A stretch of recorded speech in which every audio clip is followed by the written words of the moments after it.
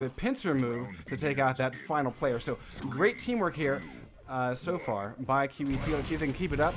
They have given themselves a one-round advantage.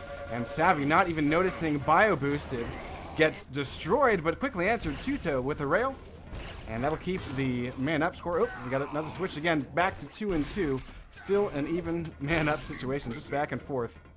And now we got a one-on-one with Colossal versus Malatu right now. And Colossal with the health advantage will take a rail. Going to switch over to the machine gun. Heard the scream, the good old Quake 3 scream of death. And there it is. Beautiful peak rail for the round win. And that was a smart one too, because, you know, you can win those battles that are very sassy at the beginning of the round. But really where it can't come down to is those one-on-one situations where you have to play smart and, you know, be able to bluff your opponent if you need to, like, make them think you have less health than you actually had. Oh, wow. In that case, great rail by Colossal there. And they took another one, so yeah, fantastic stuff.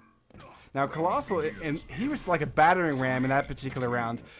He had backup, but he was the front guy. Strangely enough, he was not the guy getting shot though. All the attention was on his backup, but he got 3 out of 4 of those frags in that last round, I believe. He got a quick, ooh, that's a telefrag, and that was a teammate telefrag there.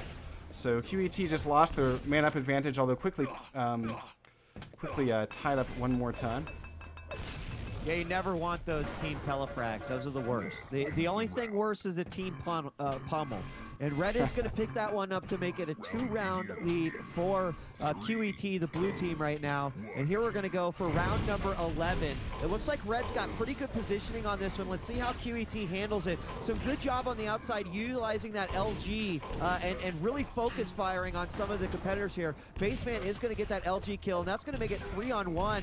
And you know what QET is doing a great job of as they sweep it up with a final rocket kill down below is that when Red has control of this particular room right here, Grease, they're really doing a great job from the exits using that LG. You either rail or LG, but you know, when a player's got their back turned to them, it's just a fantastic way to just completely drain their damage. Now, again, Red finds himself in trouble, and Blue just hunts them down. I mean, Red is definitely the foxes in this one because they are getting hunted down and ultimately just taken out.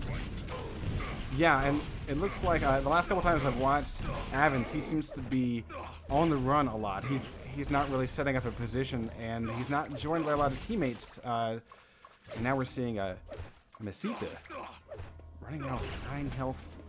We've yet to see a frag. There it is. Finally, Mesita goes down to Avens, getting that blood. And but now we're seeing RKM setting up in this room, and they're making a press. Avens trying to make the press in, and he's been able to be joined by a rail from Tuto. So very quick, we're going to hop over to the final survivor. It's going to be Baseman, but he has 3 guys to pull through and only 40 health to make that 0. Yeah, that I gotta say, Grease, that was actually really the fault of Colossal on that one. You know, Blue did have the man advantage on that one, but Colossal kind of walked into a 1v3 there and pretty much guaranteed QET the round. Excuse me, guaranteed RKM the round, but it does look like they're going to get their revenge on that one. You just got to be careful. You can't Rambo or you will get in trouble. Yeah. And another thing to mention, we got a nice setup here by RKM, and I think QET pressing in here, it might cost them their lives. Let's see. Mesita, although, has not been spotted, and dishing out the damage. Finally, down they go. So, RKM getting another one, bringing it within 3. 9-6 is the round score. And I gotta say, Savvy had a beautiful mid-air rocket on that one, went to rail, pretty much cleaned up the final member, and well, I guess that QET's just trying to get it done at this point. You see Baseman on top with 20 frags, and he's really just taking it to this team. And they are down by only one guy left, and Red is gonna win that one, so my bad. Bio Boosted was the last man standing. Red is gonna stay alive with that one, make it 2 rounds once again. They've seen this position before.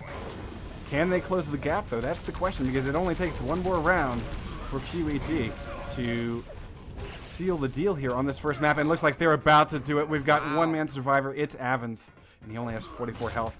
Down here we go with a single rail. That gives number 10 to QET. And nice frag and death count here. Highest frags for QET. Looks like it'll be Baseman with a very solid 21 frags. Yeah, Baseman came in huge, 21 and 9. Like, that's an awesome KD right there. Yeah, I actually thought that maybe RKM was going to pull something out there. They did have 2 very, very nice kills. But again, those individual kills don't always make that much of a difference or a swing in the position that your team is in if you're not really playing together. Right, exactly. You know, if you're not set up, it's really easy to just all of a sudden get a guy come in from the back door and completely flank you and make you lose the round. So I thought that was a good one. QET certainly sort of got on the positions, and I have to say, in terms of control, I felt like they did a much better job than RKM in that time. But RKM had some awesome rounds too. Like, it was still 10-7. It wasn't like it was 10-2 or 10-3, whatever. Right. So it looks like we're moving on to DM6 now. And yeah, and actually, give me a second here. I'm going to run over the map just in case we have any people who are new to Quake Live. If you're watching the stream right now, you're going to see this area that I'm pointing at is called the bridge. And this will be one huge gathering point for teams. It will probably be one of the most contested, although it is quite wide open. If we hop over to the other side of the map, this is called the Pillars. And if you have ever seen a Quake Live match before in, say, free-for-all, then, of course, you're going to be looking at armors and things like that here that make these locations very important. But in Clan Arena, these 2 sides of the map, are really important because the Pillars, well, one of my favorite things about it in Clan Arena, you've got a lot of cover. Every single entrance is a choke point. And so in my opinion, that sometimes becomes the better place to try to stake your claim. On the other hand, the bridge, very accessible, and you can do a lot of nice long-range shots from its perches. And so setting up there, we're going to see both teams trying to set up in both those locations for a good portion of the night.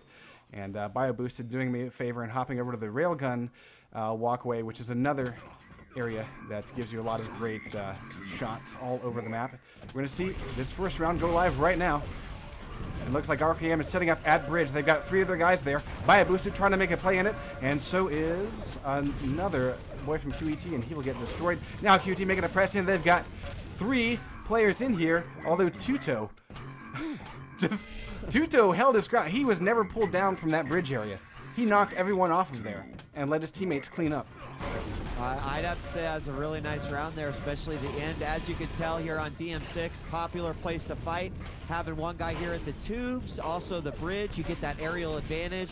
And then you know everywhere where your opponents are coming in from, so you're going to see this fight happen a lot. Right now, RKM absolutely really maintaining control of the entire map right now, working together as a team. One will get sniped off. That was actually by Masita there, and Masita is going to make this a 2 versus 2 now as red team, and make this a 2v1. A nice little peak rail happening there over to the tube in the middle, and Savvy's going to be our last person remaining here for RKM. He's now down at the pillars. He's got 125 health, no armor, and up against Masita and Baseman. If you remember, Baseman was the top fragger here in the last round. Masita will take a little bit of damage. Sounded like it was just some shotgun damage, but it won't matter. I missed it as Baseman came around, got the frag, and we will tie it up 1-1. Yes, he did. And of course, it's a similar start to last round because we saw RKM start out really strong. But then QET was able to shut him down. Let's see if we have a repeat of history. QET not set up in any of the main locations, and it looks like this time it's RKM setting up, but Masita making a nice play from rail onto bridge. And he pulls down Savvy with a beautiful rail. He's trying to dodge shots coming in from that bridge. And here it is QET making a push onto the bridge, and a nice double team, and Masita will manages to do a lot of damage. But we have ourselves a 1-man up now, 1-1. It's Tuta with 49 health, and Masita sitting with 29. Masita spotted his prey. He just needs to pull that trigger one more time and not suffer any damage.